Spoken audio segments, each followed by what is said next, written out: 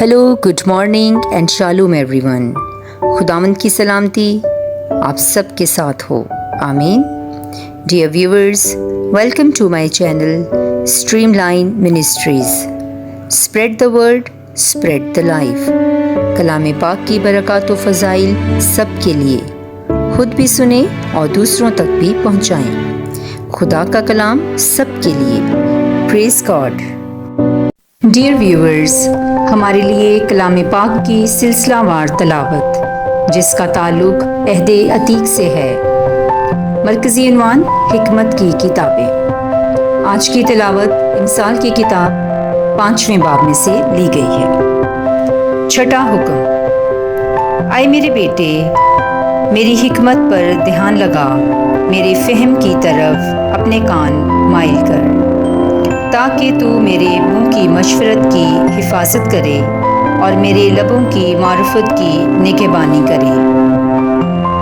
عورت کے بہکانے پر توجہ نہ کر، کیونکہ بیگانی عورت کے ہونٹوں سے شہد ٹپکتا ہے اور اس کا تالو تیل سے زیادہ چکنا ہے، مگر اس کا انجام افسستین کی طرح کڑوا ہے اور دو دھاری تلوار کی مانند تیز ہے۔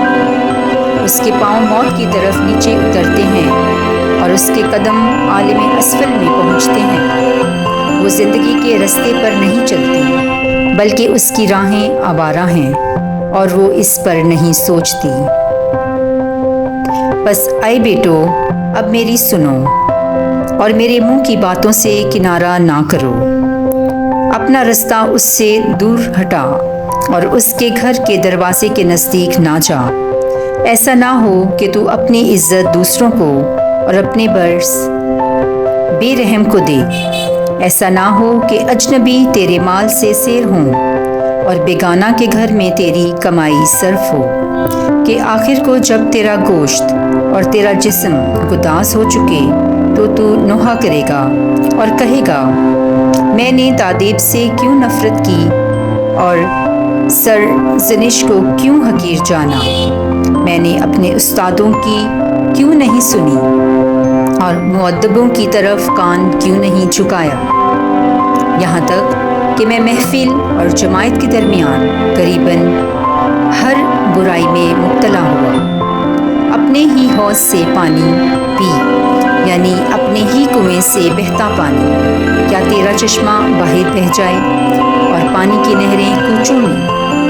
تو انہیں صرف اپنے ہی لیے رکھ، تیرے ساتھ بیگانے شریک نہ ہوں۔ تیرا منبع مبارک ہو اور تو اپنی جوانی کی بیوی کے ساتھ خوشی کر اور اس کی محبت کا تو ہمیشہ شفیتا رہ۔ اے میرے بیٹے، تو اجنبی عورت پر کیوں فریفتہ اور بیگانی سے کیوں ہمکنار ہوتا ہے؟ کیونکہ انسان کی راہیں خداوند کی آنکھوں کے سامنے ہیں اور وہ اس کے تمام رستوں کو دیکھتا ہے۔ شریر کو اس کی بدکاریاں پکڑ لے اور وہ اپنے ہی گناہوں کے رسوں سے جکڑا جاتا ہے۔ وہ تادیب کے نام ماننے کے باعث مر جائے گا اور اپنی حماقت کی کثرت میں ہلاک ہو جائے گا۔ کلام پاک کے پڑھے اور سنے جانے پر خداوند کی برکت ہو، خدا کا شکر ہو، آمین۔ A reading from the book of Proverbs, chapter 5. Warning against adultery. Pay attention, my son, and listen to my wisdom and insight.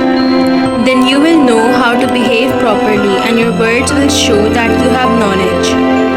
The lips of another man's wife may be as sweet as honey, and her kisses as smooth as olive oil. But when it is all over, she leaves you like nothing but bitterness and pain. She will take you down to the world of the dead. The road she walks is the road to death. She does not stay on the road to life, but wanders off and does not realize what is happening. Now listen to me, my sons, and never forget what I am saying. Keep away from such a woman. Don't even go near her door. If you do, others will gain the respect that you had once, and you will die young at the hands of merciless men. Yes, strangers will take all your wealth, and what you have worked for will belong to someone else. You will lie groaning on your deathbed, your flesh and muscles being eaten away.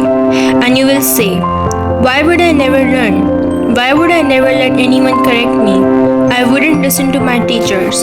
I paid no attention to them, and suddenly I found myself publicly disgraced.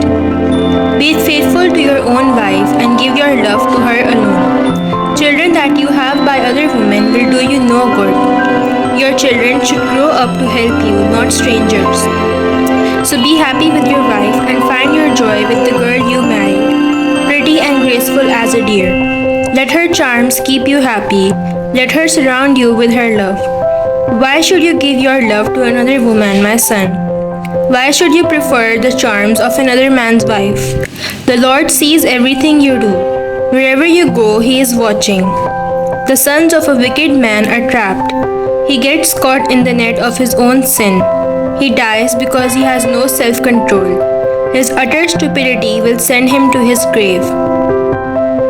The word of the Lord. Thanks be to God. Amen.